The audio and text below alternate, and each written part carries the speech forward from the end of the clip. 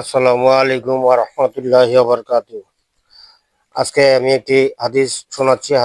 হাদিসখানা সহিহ মুসলিম শরীফ, হাদিস নাম্বার ৮। হাদিসখানাতে বলা আছে, বিসমিল্লাহির রহমানির রহিম। হযরত তালহা ইবনু উবাইদুল্লাহ রাদিয়াল্লাহু তাআলা আনহু থেকে বর্ণিত, তিনি বলেন, নাজদের বাসিন্দা এক ব্যক্তি রাসূলুল্লাহ সাল্লাল্লাহু আলাইহি ওয়াসাল্লামের খিদমতে আসলো। তার মাথার চুলগুলো ছিল এলোমেলো ও বিক্ষিপ্ত। আমরা তার গুনগুন আওয়াজ শুনছিলাম, কিন্তু সে কি বলছিল তা বোঝা যাচ্ছিল না। অতঃপর সে রাসূলুল্লাহ সাল্লাল্লাহু আলাইহি ওয়াসাল্লামের অতি নিকটে এসে ইসলাম সম্পর্কে জিজ্ঞেস করলো। রাসূলুল্লাহ সাল্লাল্লাহু আলাইহি ওয়াসাল্লাম বললেন, দিনে রাতে 5 ওয়াক্ত সালাত।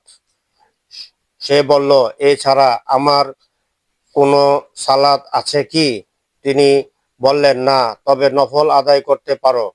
এরপর রাসূলুল্লাহ সাল্লাল্লাহু আলাইহি ওয়াসাল্লাম তাকে যাকাত প্রদানের কথাও বললেন। সে জিজ্ঞেস করলো, এছাড়া আমার উপর কোনো কর্তব্য আছে কি? তিনি বললেন, না, তবে নফল দান সদকা করতে পারো। বর্ণনাকারী বলেন, এরপর লোকটি এ কথা বলতে বলতে চলে গেল।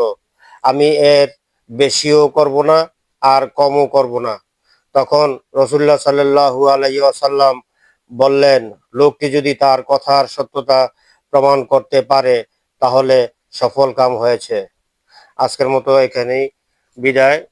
আসসালামু আলাইকুম ওয়া রাহমাতুল্লাহি ওয়া বারাকাতুহু।